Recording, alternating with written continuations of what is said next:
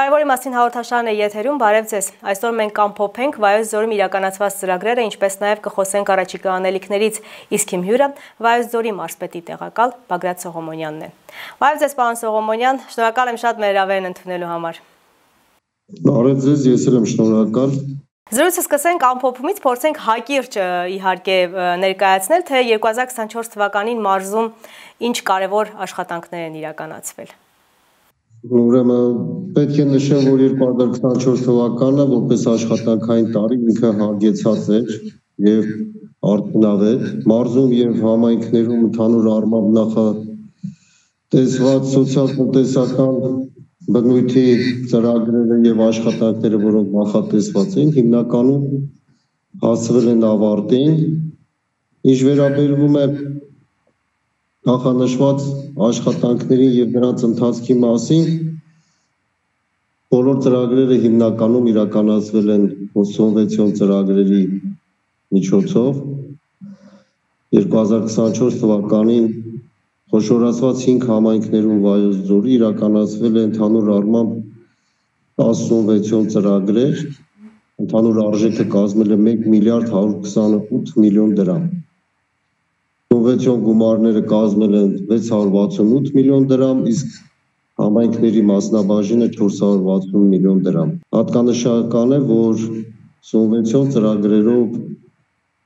իրականացված միջոցառումները նպաստում են համայնքների սոցիալ-տնտեսական ենթակառուցվածքների զարգացմանը, մասնավորապես ոռոգման համակարգ, խմելու ջրի ոռոգման համակարգ, ներքին ցանց, բնակավայրերի լուսավորության ցանցի կառուցում, վերանորոգում,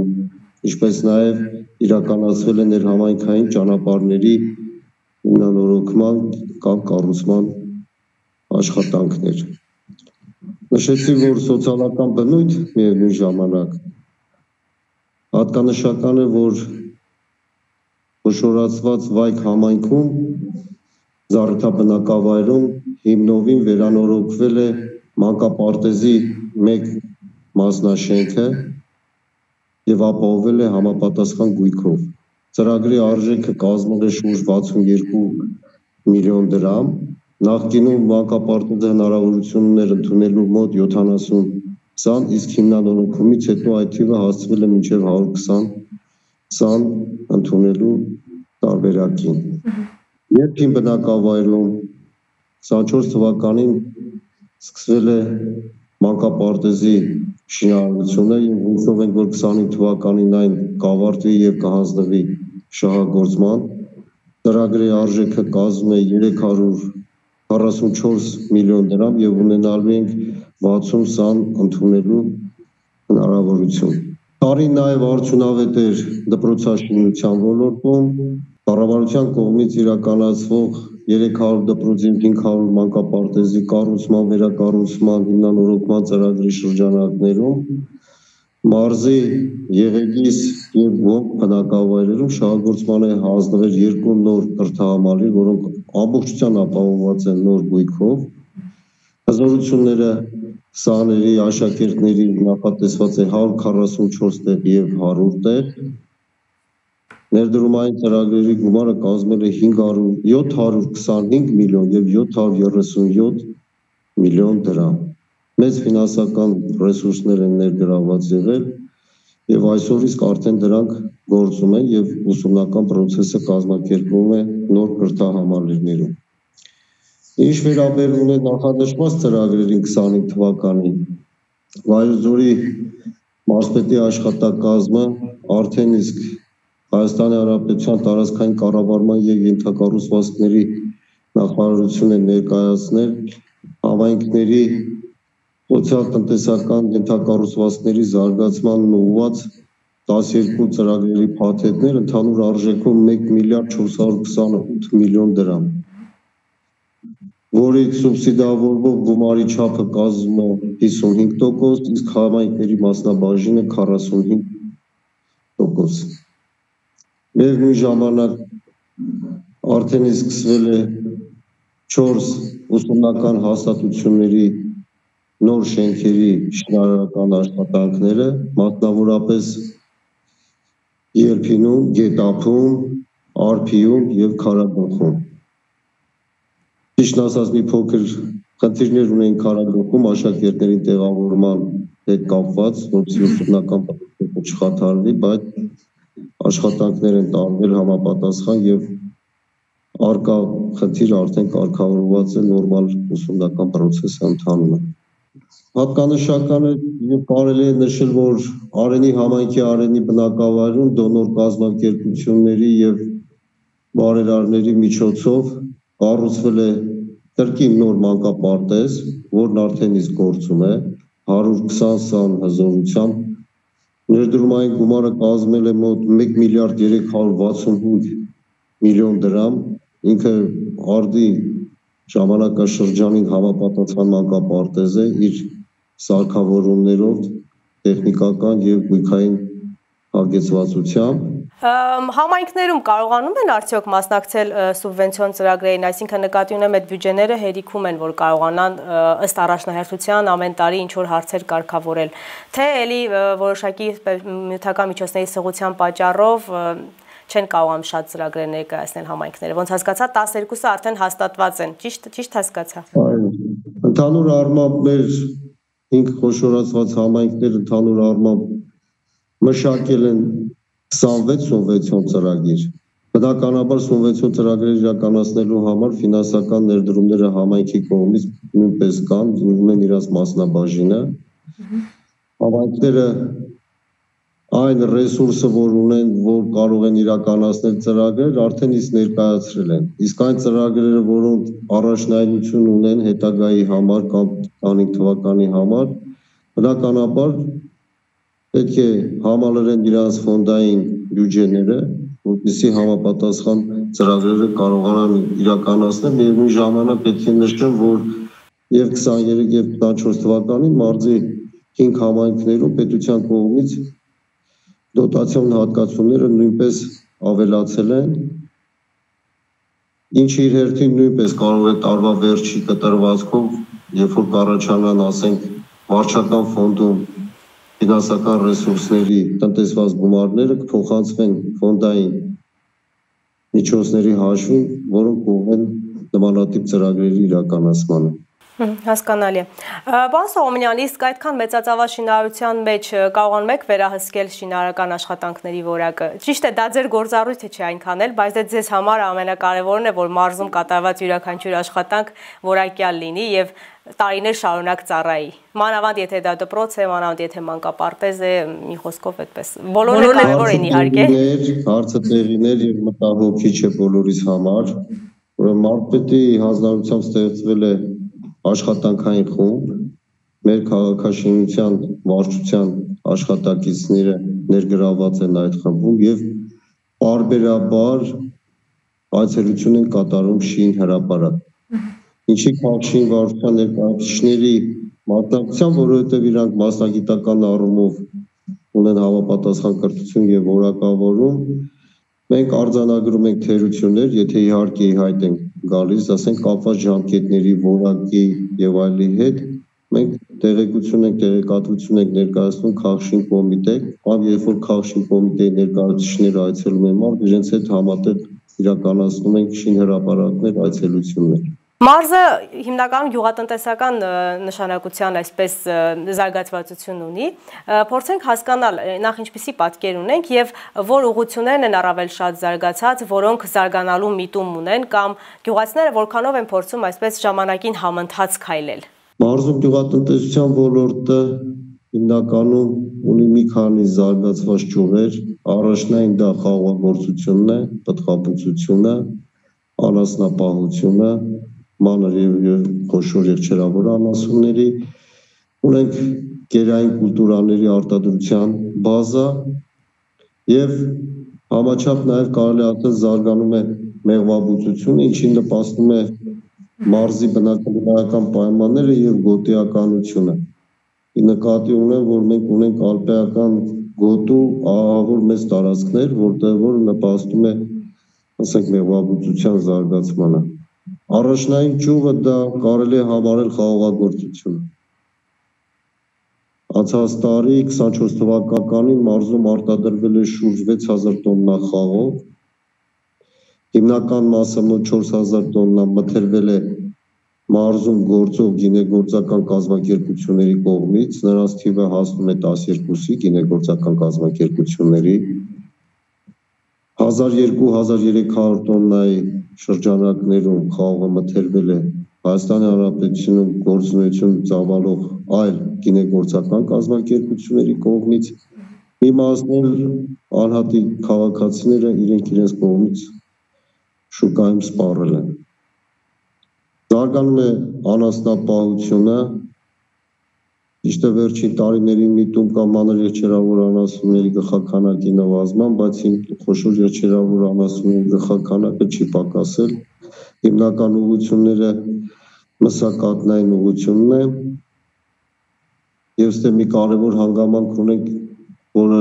չի նպաստում զարգացմանը, դա մթերվող կաթի գինն է, որը խնդրահարույց է այսօր։ Եվ նույն ժամանակ ունենք վերամշակող ձեռնարկություններ, որոնք կապված են գյուղատնտեսության արտադրված մթերքների վերամշակման հետ։ Օրինակ Եղեգնաձոր քաղաքում եւ Երբունում ունենք կաթի վերամշակման գործարաններ, որոնք հիմնականում զբաղված են պաների տեսականի արտադրությամբ։ Ունենք մեծ ներուժ եւ պոտենցիալ, ինչով ենք իրանց օժանդակում ենք, եթե գիտեք, տեղեկացված եք էկոնոմիկայի նախարարությունը իրականացնում է գյուղատնտեսության ոլորտին աջակցության ծրագրեր, հիմնականում դրամական փոխհատուցումներ են տրամադրվում որոշակի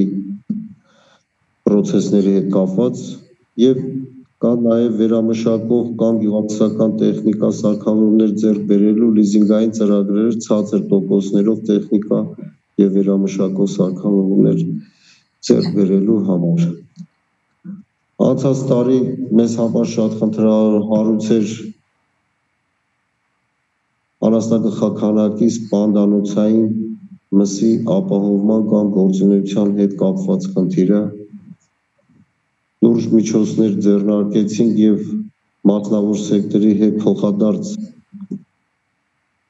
համագործակցված աշխատանքի արդյունքում Ագարակաձոր բնակավայրում հիմնել ենք սպանդանոց, չնայած իր հազարությունը այդքան էլ մեծ չի, իսկ սպանդանոցային մսի ապահովումը իրականացնելու համար կամ կենդանիների սպանդանոցային մորթը իրականացնելու համար նախանշել ենք մասնավոր հատվածի բիզնես միջավայրի հետ համագործակցել եւ ձեռք բերել 2-ից 3 շարժական սպանդանոց, որը իզորու կլինի ամբողջ մարզը այդ խնդրից ձերբազատելու հնարավորություն կտա։ Նույնպես գոյություն ունի համապատասխան ծրագիր, երբ որ շարժական սպանդանոցներ մասնավոր սեկտորը ձեռք կբերի, գյուղատնտեսական օժանդակության ծրագիր կա, որտեղ փոխհատուցում են որոշակի գումարներ, երբ որ կբերեն շարժական սպանդանոցներ։ Ունենք մի փոքրիկ խնդիր, որը ուզում ենք կարգավորել, լուծել, դա հիմնականում վերամշակող ձեռնարկությունների հզորության կամ նորերի ստեղծման խնդիրն է։ Աշխատանքներ տարվում են, ակնկալում ենք արդյունք, նայենք թե ոնց կստացվի, ինչպես նաև ունենք սառնալային տնտեսության խնդիր։ Մեծածավալ քանակով բալ է արտադրվում, խնձոր, տանձ, ինչպես գիտեք, սեզոնի հետ կապված գոյություն ունի գների տատանում, վերև, ներքև, սառնալային տնտեսության արկայության դեպքում հնարավորություն կլինի համապատասխան որակի միրգ պահեստավորել եւ ձմռան սեզոնին իրացնել, որը ձեռք կտա նաեւ արտադրող մեր գյուղացիական տնտեսությունների։ Մարզը գյուղատնտեսությունից բացի նաև միտում ունի հանքարդյունաբերական կենտրոն դառնալու, ամուսահայի շահագործման մասին են խոսում, հատկապես ակտիվացել է վերջին շրջանում այդ խոսակցությունները, որքանով է կարևոր ամուսահայի շահագործումը մարզի համար։ Ամուսահայի շահագործումը վստահ եմ, որ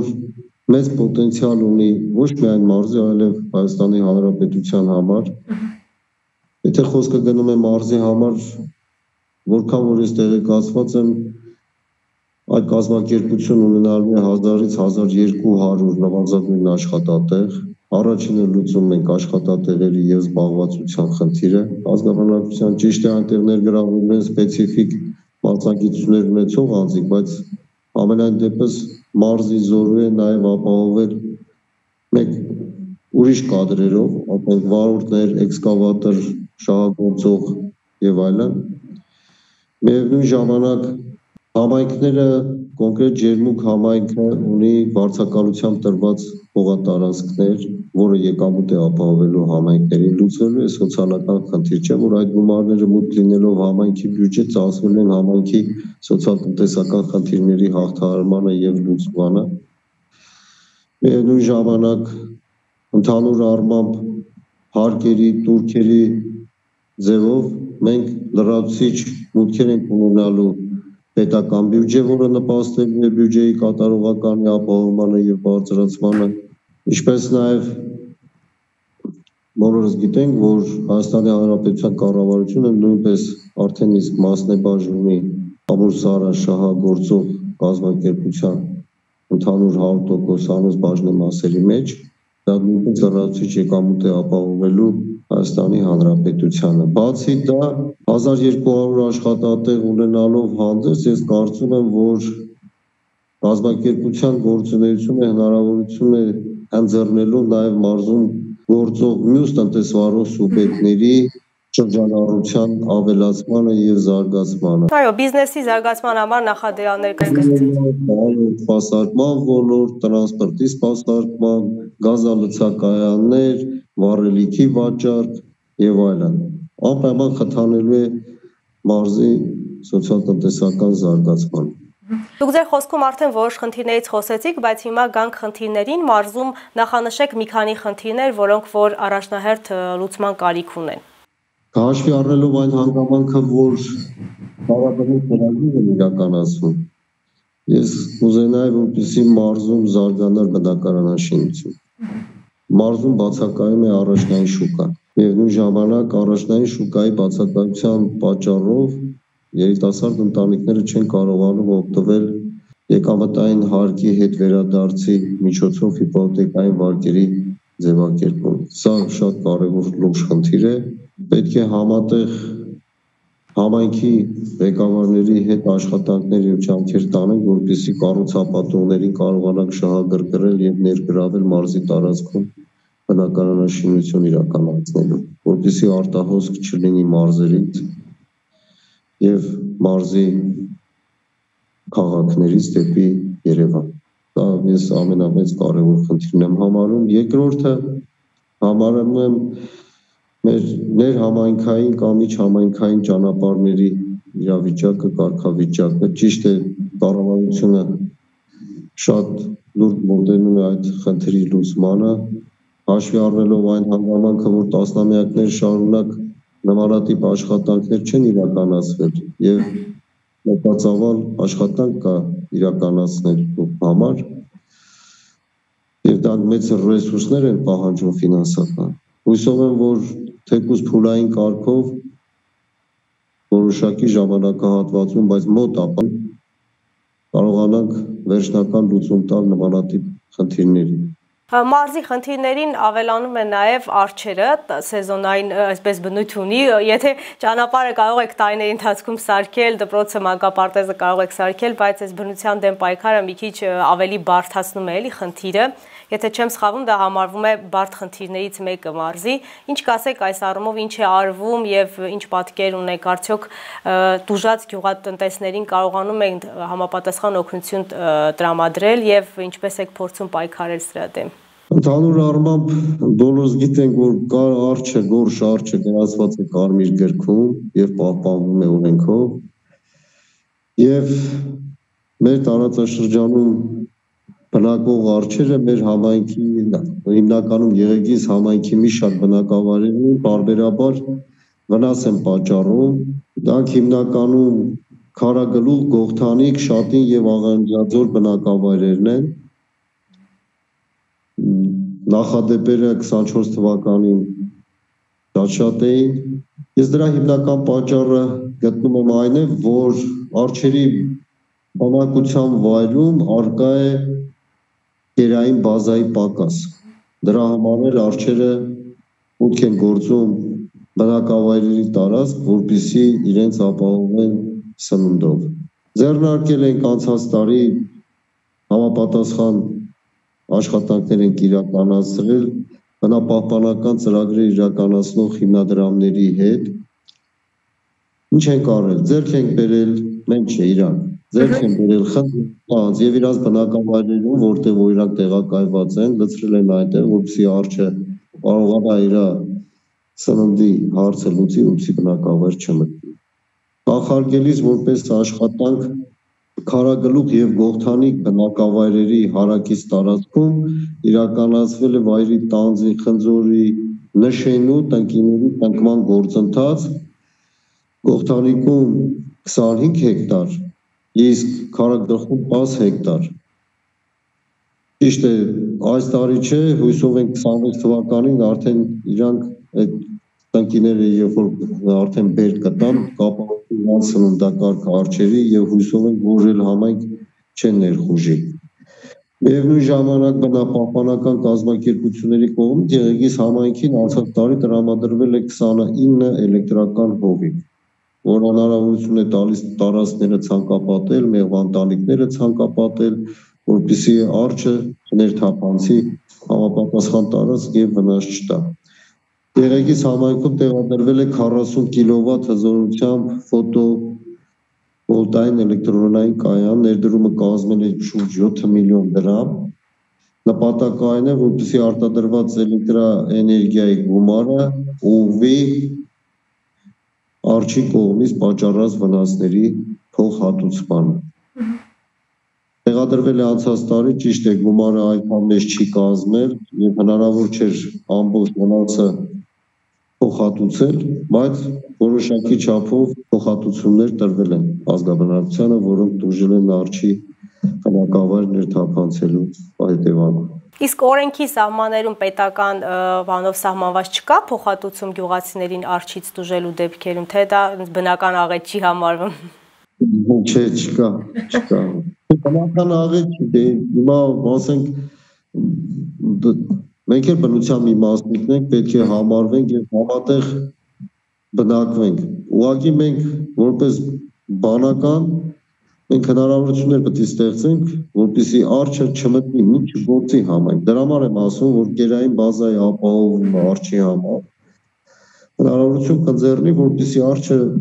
չիջնի սարերից եւ մի գործի համայնք եւ վնաս պատճառի ազգաբնակչությանը։ Մարզը նաև արցախցիների է հյուրընկալել, հատկապես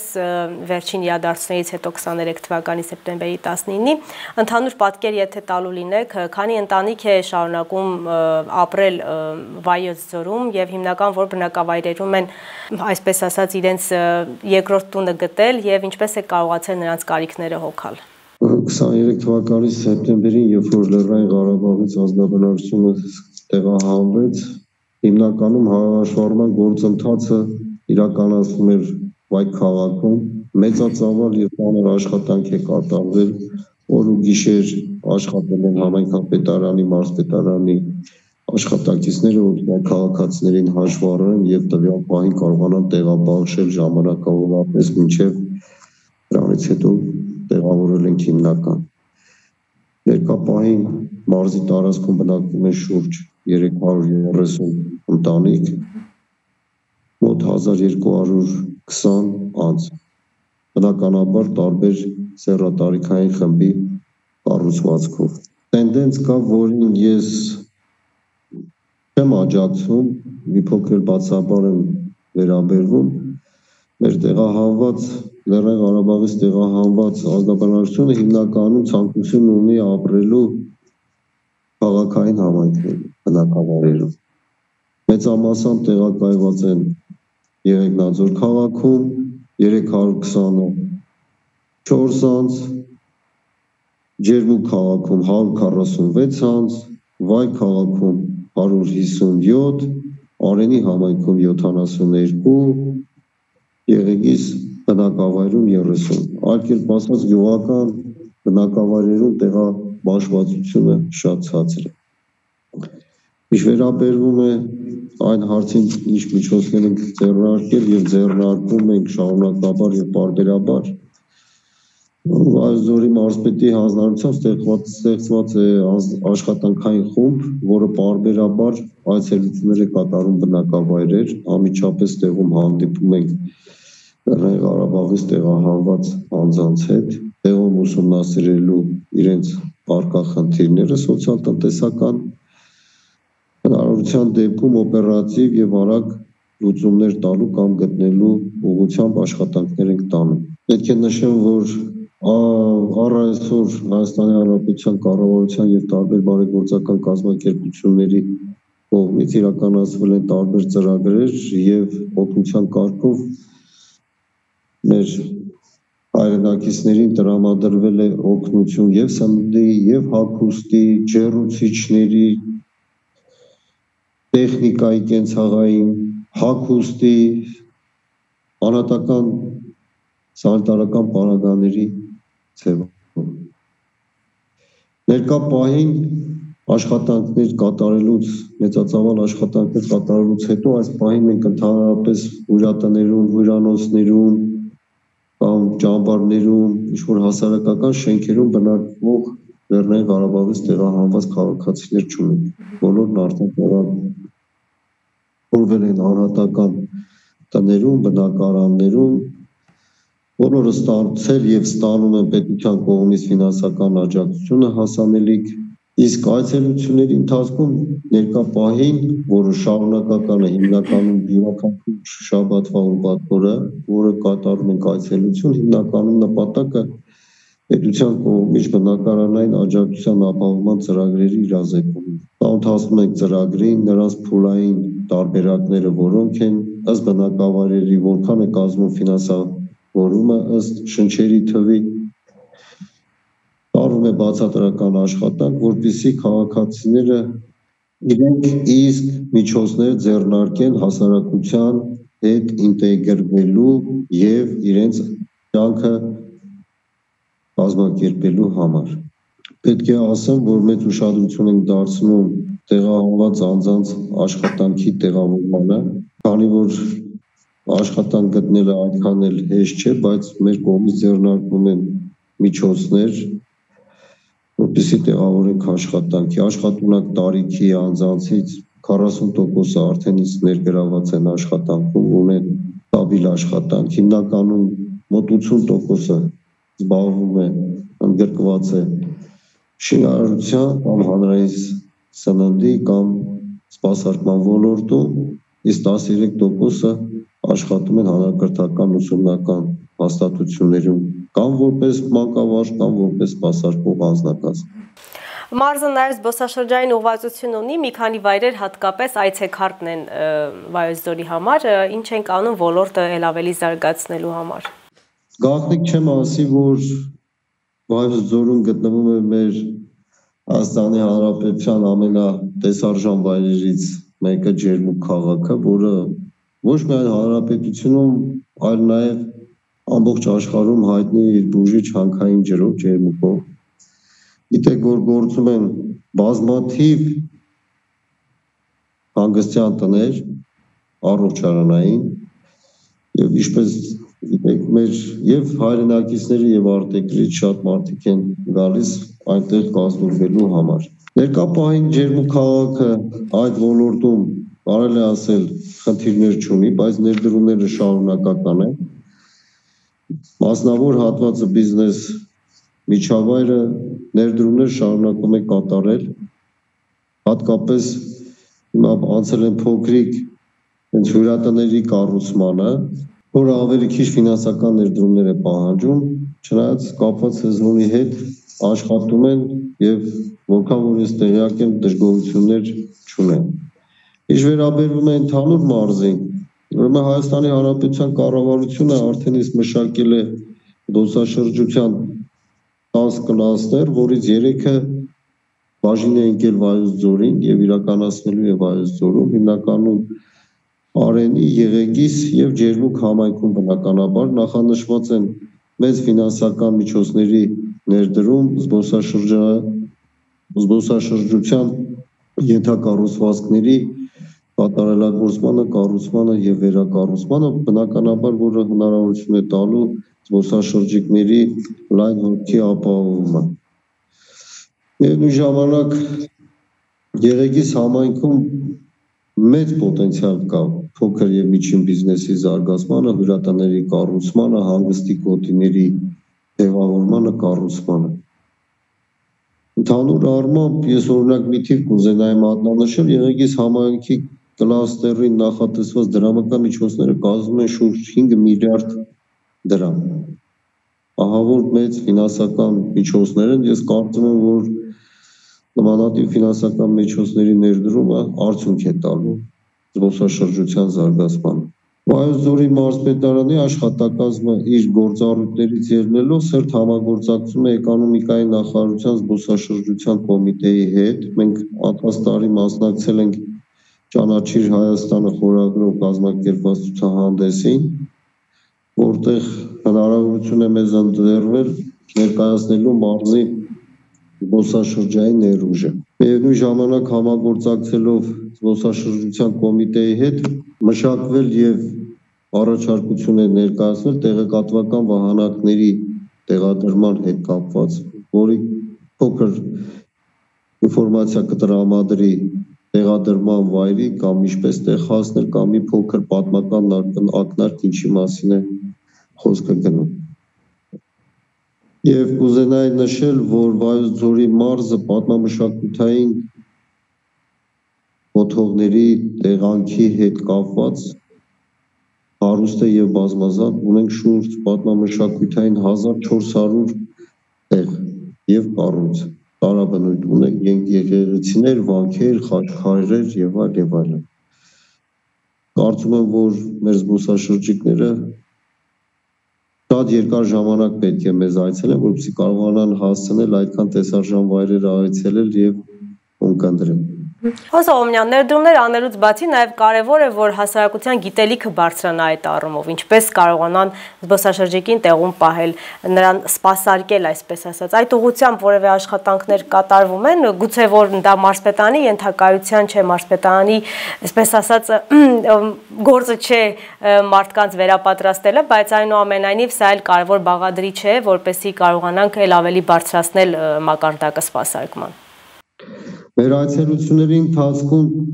մենք բազմիցս նշել ենք եւ բարձրաձայնել ենք, որպեսզի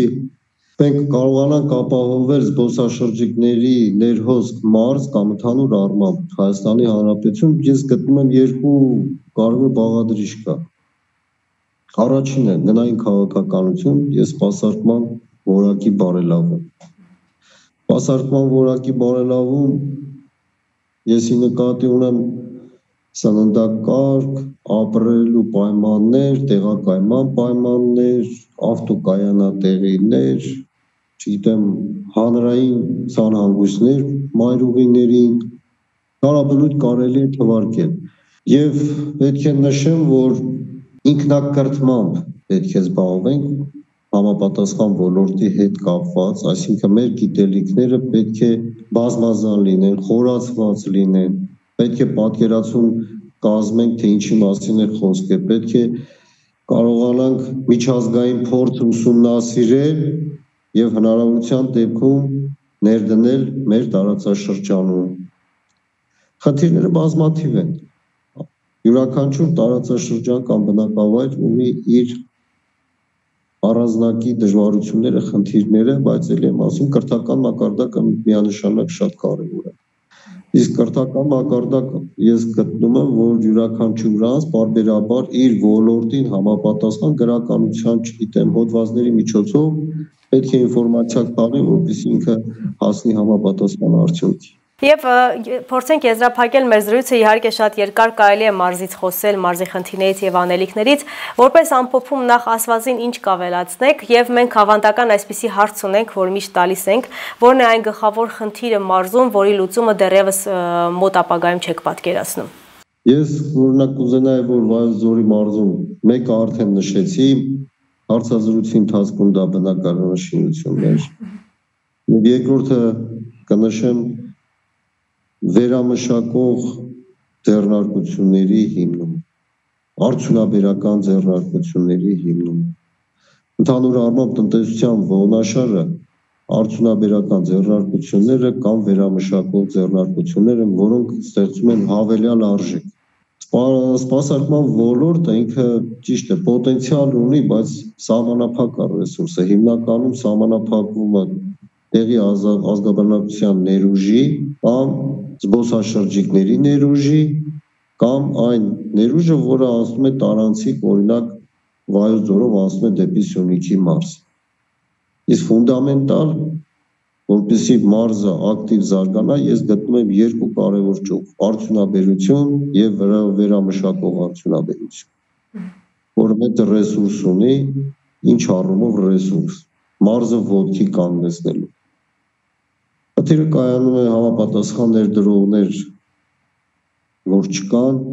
չնայած մարզը պոտենցիալ ունի տվյալ ճյուղերում զարգանալու, եւ ես հույսով եմ, եթե